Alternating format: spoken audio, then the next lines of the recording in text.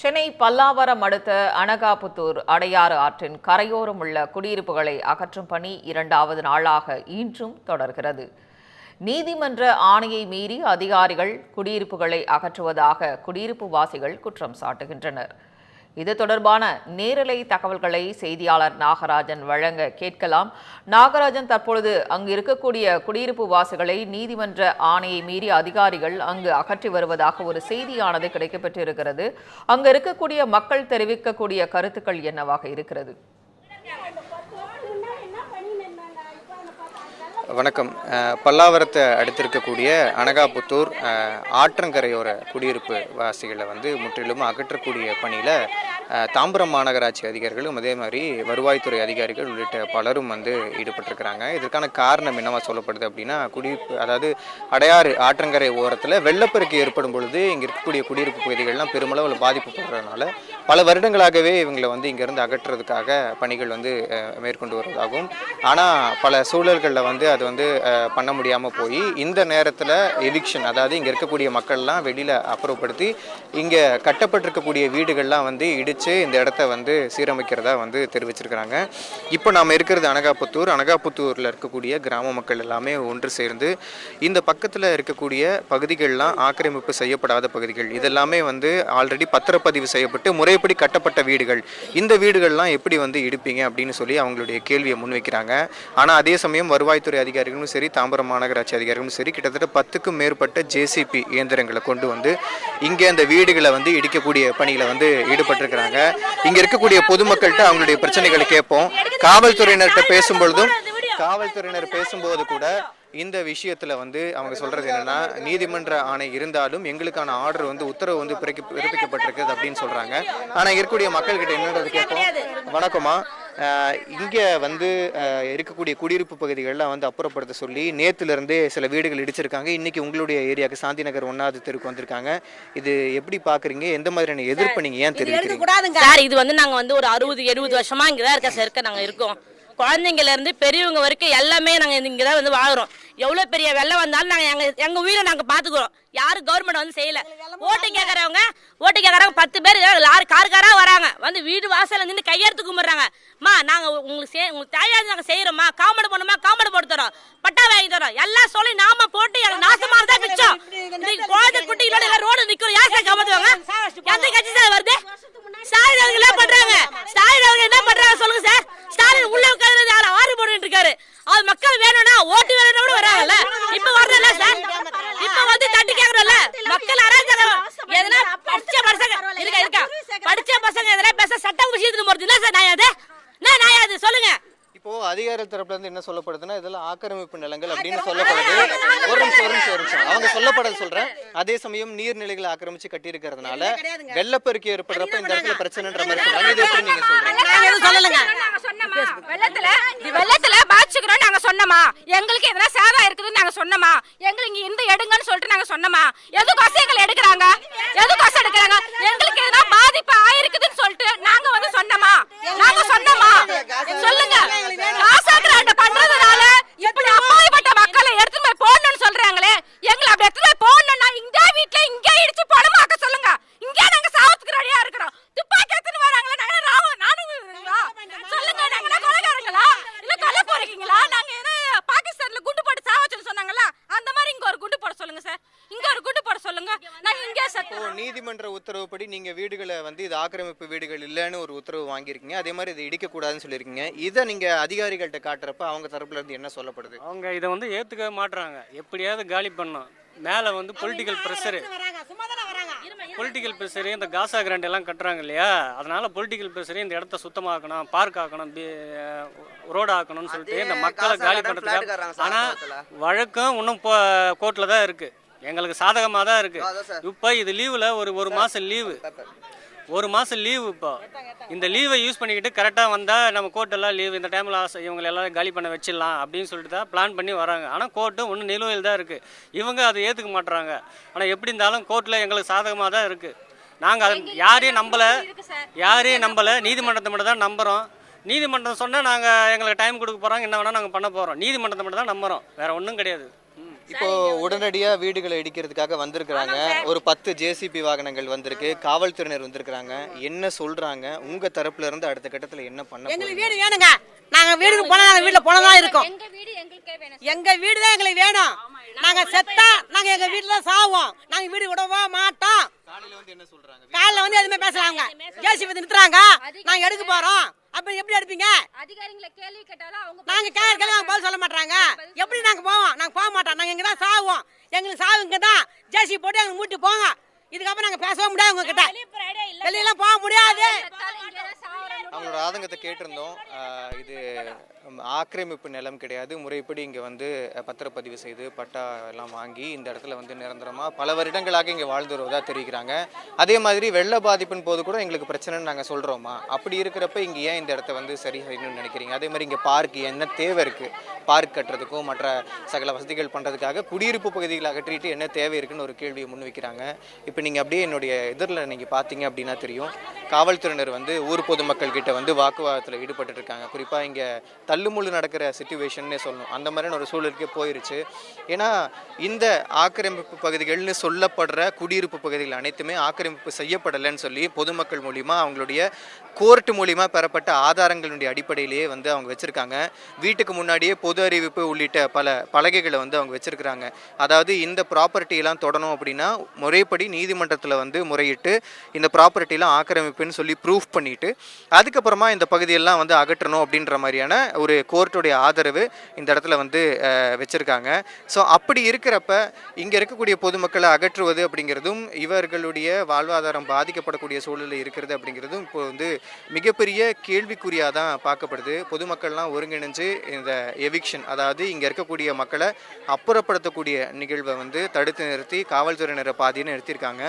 இப்போ இந்த ஊருக்குள்ளே வரும்போதே பார்த்தா தெரியும், கிட்டத்தட்ட ஒரு 10க்கும் மேற்பட்ட ஜேசிபி இயந்திரங்கள் வந்து தயார் நிலையில் இருக்குது இந்த வீடுகளை இடிக்கிறதுக்காக. பொதுமக்கள் தரப்புல இருந்து இதெல்லாம் ஆக்கிரமிப்பு கிடையாது, எங்களுடைய வாழ்வாதாரம் பாதிக்கும்னு ஒரு கோரிக்கையும் வைக்கப்படுது. அடுத்தடுத்து கள நிலவரங்கள் எப்படி இருக்குன்றதை தொடர்ந்து நம்ம பார்ப்போம். இப்போதைக்கு வாக்குவாதத்தில் காவல்துறையினரும் பொதுமக்களும் ஈடுபட்டிருக்கிறாங்க. வருவாய்த்துறை அதிகாரிகள் அவங்க கிட்ட இந்த உத்தரவை விளக்கம் கொடுத்துட்டு இருக்காங்க அப்படின்னு தான் சொல்லணும்.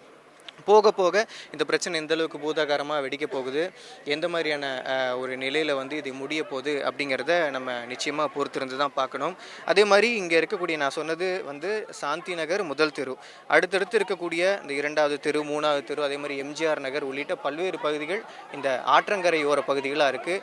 ஒட்டு மொத்தமாக இந்த ஆற்றங்கரையோட பகுதிகளில் வந்து நேற்றுலேருந்தே இடிச்சிட்டு வரக்கூடிய சூழலில் இன்றைக்கி நிறையா பிளான்ஸ் இருந்துச்சு. காவல்துறைக்கும் சரி, வருவாய்த்துறை அதிகாரிகளும் சரி, தாம்பரம் மாநகராட்சி அதிகாரிகளுக்கும் நிறைய பிளான்ஸ் இருந்துச்சு இதில் பாதியாவது இன்றைக்கி இடிக்கணும்ன்ட்டு. ஆனால் அதுக்கான முதல் முயற்சியை வந்து தற்பொழுது பேச்சுவார்த்தையின் அடிப்படையில் தோல்வியை தழுவியிருக்கிறதா தான் பார்க்கப்படுது. ஏன்னா மக்களுடைய கோரிக்கை அப்படி இருக்குது, அவங்கள்ட்ட இருக்கக்கூடிய ஆதாரங்கள் அப்படி இருக்குது. இந்த பேச்சுவார்த்தை தொடர்ந்து நடக்குமா, இல்லை அடுத்தடுத்து இந்த எவிக்ஷன் ப்ராசஸ் தொடர்ந்து நடக்குமா அப்படிங்கிறத அடுத்தடுத்து அப்டேட்டில் தொடர்ந்து பார்க்கலாம். நாகராஜ், அங்க இருக்கக்கூடிய மக்கள் தெரிவிக்கிறத பார்த்தா இந்த பிரச்சனை தொடர்பாக நாங்க நீதிமன்றத்தை நாடி இருக்கிறோம், எங்களுக்கு சாதகமாக தான் இந்த தீர்ப்பு வரும், அது வந்து நிலுவையில் இருக்குன்னு சொல்லக்கூடிய ஒரு காட்சியை நம்மளால பார்க்க முடிந்தது. அப்படி இருக்கக்கூடிய சூழ்நிலையில இவங்க ஜேசிபி இயந்திரத்தை கொண்டு வந்து இடிக்கிறதுக்கும் இவங்க தயார் நிலையில இருக்காங்க. இதற்கு அந்த அதிகாரிகள் சொல்லக்கூடிய தகவல்கள் என்ன? இப்போது நான் சொல்லியிருந்தேன், நீங்கள் என்கிட்ட கேட்டிருந்தீங்க நீதிமன்ற உத்தரவின் பேரில் அவங்க வந்து இது பண்ணிகிட்டு இருக்காங்கன்ட்டு. ஆக்சுவலி அங்கே ஒரு நீதிமன்ற உத்தரவு அப்படின்னு சொல்லிட்டு பொது அறிவிப்பு பலகை ஒன்று இப்போது நம்ம பேசிகிட்டு இருந்த வீட்டுக்கு முன்னாடி வந்து ஒட்டப்பட்டிருக்கு. அதில் குறிப்பிடப்பட்டிருக்கக்கூடியது என்ன அப்படின்னா, இதனால் அரசு அதிகாரிகளுக்கும் பொதுமக்களுக்கும் தெரிவிப்பது யாதெனில், இந்த மனையானது சர்வே எண் 136/53 அனகாபுத்தூர் கிராமம், பல்லாவரம் தாலுகா, செங்கல்பட்டு மாவட்டம், கதவு எண் 4, இப்போ நம்ம இருந்த இடம் கதவு எண் 4, சாந்தி நகர் முதல் தெரு, அனகாபுத்தூர், சென்னை 6,70,000 அடங்கிய மனையும் கட்டிடமும் மேற்படி சர்வே எண் 136/53 தமிழ்நாடு அனைத்து ஆவணங்களுக்கும் உட்பட்ட சென்னை உயர்நீதிமன்றம் WP நம்பர் 15364/2017 13/12/2017 அன்னைக்கு மாண்புமிகு நீதியரசர் M. சத்யநாராயணன் சீஃப் ஜஸ்டிஸ் தலைமை நீதிபதி அவங்க தரப்பில் வந்து இது வந்து அமர்வில் வந்து பிறப்பிக்கப்பட்ட ஆணையை தான் அவங்க வந்து ஒட்டியிருக்கிறாங்க. இந்த ஆணையின்படி மேற்படி சர்வே எண்ணில் உள்ள மனையும் கட்டிடமும் ஆக்கிரமிப்பில் இல்லை என ஆவணங்கள் எல்லாம் சரிபார்த்து பதிவு செய்யப்பட்ட சொத்து எனவும் ஆவணங்களை சரிபார்த்து விட்டு சொத்தின் உரிமையாளருக்கு பதில் தந்துவிட்டு நீதிமன்றத்தில் பதிலளித்து விட்டு தான் எந்த நடவடிக்கையும் எடுக்கலாம்னு சொல்லிட்டு அதில் குறிப்பிடப்பட்டிருக்கு. அதுவரை காலி செய்வதோ தொந்தரவு செய்வதோ அதே மாதிரி ஊர்ஜிதப்படுத்தி இந்த விஷயத்தை வந்து இப்படி ஊர்ஜிதப்படுத்தி ஆணையிட்டிருக்காங்க அப்படின்னு மென்ஷன் பண்ணியிருக்காங்க. இதை மீறுபவர்கள் மீது நீதிமன்ற அவமதிப்பு தொடர்ந்து கடுமையான நடவடிக்கை எடுக்கப்படும் என தெரிவித்துக் கொள்கிறோம் சொல்லிட்டு கிளியராக அந்த ஒரு மஞ்சள் கலரில் பொது அறிவிப்பு ஒன்று ஒட்டப்பட்டிருக்கு. அப்போ இதுலேருந்து என்ன கிளியராக தெரியுதுன்னா, இங்கே இந்த பகுதியில் கட்டப்பட்டிருக்கக்கூடிய வீடுகள் எல்லாமே சரியாக முறைப்படி ஆவணங்கள் பரிசோதனை செய்யப்பட்டு ஆக்கிரமிப்பு இல்லாத வீடுகள் அப்படிங்கிற ஒரு விஷயத்தை வந்து அவங்க குறிப்பாக மென்ஷன் பண்ணி நீதிமன்றத்திலேருந்தே தீர்ப்பு வாங்கியிருக்காங்க. அப்போ இங்கே இருக்கக்கூடிய பகுதி மக்களை காலி பண்ணுற வேலையோ இல்லை இவங்களுக்கு வந்து அந்த வீடுகளை இடிக்கிற வேலையோ அப்புறப்படுத்தக்கூடிய வேலையோ எது செஞ்சாலும் அதை நீதிமன்றத்தை கேட்டுட்டு அவங்களுக்கு பதிலளித்து விட்டு தான் மற்ற வேலைகளை பண்ணணும். அதை மீறி எதனா பண்ணும்பொழுது அது நீதிமன்ற அவமதிப்பு வழக்கு தொடர்ந்து இதன் மீதான நடவடிக்கையை இன்னும் பெரிதுபடுத்துறதுக்கான உரிமை இருக்கிறதா வந்து சொல்லப்படுது. இதுதான் பொதுமக்களும் சொல்கிறாங்க. அப்போ இதெல்லாம் ஆக்கிரமிப்பு பகுதி கிடையாது, உத்தரவின் பேரில் இதெல்லாம் எங்களுடைய சொந்தமான இடம், நாங்கள் இங்கே முறைப்படி ஆவணங்களோட இந்த இடத்துல கட்டியிருக்கோன்றது தான் அவங்க மென்ஷன் பண்ணுறாங்க. ஒவ்வொருத்தரும் அழுதுட்டு அவங்களுடைய குறைகளை இங்கே இருக்கக்கூடிய காவல்துறையினர்கிட்டையும் வருவாய்த்துறை அதிகாரிகள்ட்டையும் சொல்கிறாங்க. குறிப்பாக அவங்க மென்ஷன் பண்ணுற ஒரே ஒரு விஷயம் என்னென்னா, ஒருவேளை எங்களுடைய இந்த கோரிக்கைகளை ஏற்காத காவல்துறையினரும் சரி வருவாய்த்துறை அதிகாரிகளும் சரி தாம்பரம் மாநகராட்சி அதிகாரிகளும் சரி ஏற்கவில்லை அப்படின்னா உடனடியாக நீங்கள் ஜேசிபி இயந்திரங்களை கொண்டு வந்து வீடுகளை இடிங்க, ஆனால் நாங்கள் வீட்டுக்குள்ளேயே தான் அமர்ந்திருப்போம், வீட்டுக்குள்ளே இருந்து வெளியில் போக மாட்டோம், குழந்தை குட்டிங்களோட பண்டு பாத்திரங்களுடைய தங்களுடைய அனைத்து விதமான இதோட நாங்கள் வீடுகளை இடிப்பதற்கான இதை வந்து விட மாட்டோம் அப்படின்னு அவங்க சொல்கிறாங்க. அப்போ உடனடியாக இத்தனை பேச்சுவார்த்தைகளும் சரியாக செவிசாய்க்காத அதிகாரிகளாக இருக்கிறதா வந்து பொதுமக்கள் குற்றம் சாட்டுறாங்க. ஒவ்வொருத்தருடைய அழுகுரலும் நம்ம கேட்குறோம், பேசுகிறோம்.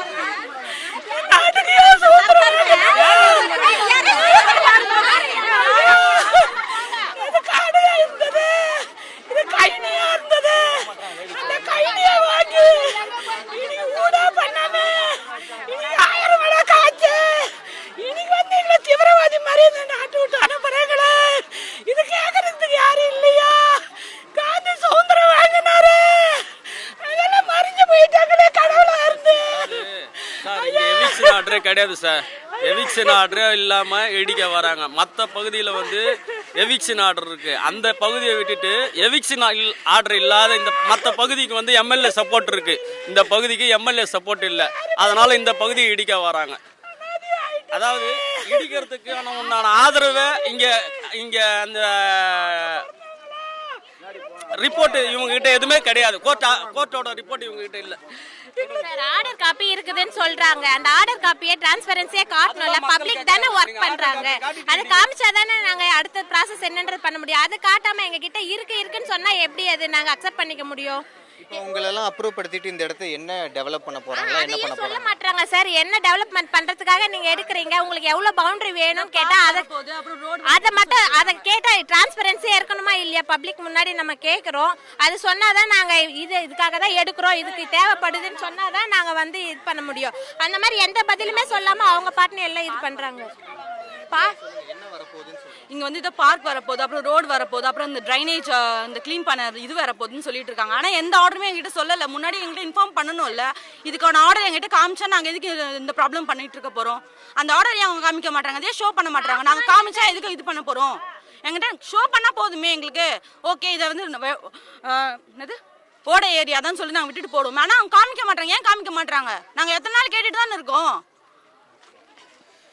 இங்கே இருக்கக்கூடிய பொதுமக்கள் பேசியிருந்ததை கேட்டிருந்தோம். ஆர்டர் காப்பி, அதாவது இடிப்பதற்கான ஆணை அப்படிங்கிறது ஏன் காட்ட மாட்டீங்கன்னு ஒரு கேள்வியை முன் வைக்கிறாங்க. அதே சமயம் பார்க்குறப்ப இந்த இடத்துல பார்க் வரப்போது சில விஷயங்களை விரிவுபடுத்த போகிறோம் அப்படின்லாம் சொல்கிறதா வந்து சொல்கிறாங்க. ஆனால் நீதிமன்ற உத்தரவின் பேரில் இடிக்கக்கூடாது, அதே மாதிரி இங்கே இருக்கவர்களை காலி பண்ணக்கூடிய துன்புறுத்தக்கூடாதுன்ற மாதிரியான விஷயங்கள்லாம் இருந்தாலும் இமீடியட்டாக இங்கே இருக்கக்கூடிய மக்களுடைய அழுகுறலையும் அவர்களுடைய கருத்துக்களையும் நம்ம கேட்குறோம். ஒவ்வொருத்தருமே அந்த விஷயத்தில் வாக்குவாதம் பண்ணக்கூடிய ஒவ்வொருத்தருமே காவல்துறையினர் வந்து இங்கேருந்து அப்புறப்படுத்தி வேறு இடத்துக்கு அழைச்சிட்டு போகக்கூடிய விஷயமும் பார்க்குறோம். இந்த மாதிரியான ஒரு பரபரப்பான சூழல் அப்படிங்கிறது இங்கே அனகாபுத்தூரில் நடந்துட்டு இருக்கிறத நம்ம கண்ணார பார்க்க முடியுது. நிச்சயமாக நாகராஜ், பொதுமக்கள் நாங்கள் முறையாக ஆவணங்கள் செலுத்தி தான் நாங்கள் இந்த இடத்துல வீடுகள் கட்டி இருக்கிறோம்னு சொல்லி அவங்க தரப்புல இருந்து வாக்குவாதத்தை முன்வைக்கிறதும், அதிகாரிகள் இல்லை ஆற்றங்கரையோரத்தில் ஆக்கிரமித்து தான் அந்த வீடுகள் கட்டப்பட்டு இருக்கிற அப்படின்னு சொல்லி அதை இடிக்க முற்படுறதும் தற்பொழுது அங்கே பார்க்க முடியுது அந்த வாக்குவாதத்தை. இதனுடைய அடுத்த கட்ட நகர்வு என்ன என்பதை பொறுத்திருந்து பார்க்கலாம். நாகராஜ், அங்கிருந்த கூடுதல் தகவல்களை பகிர்ந்தமைக்கு நன்றி.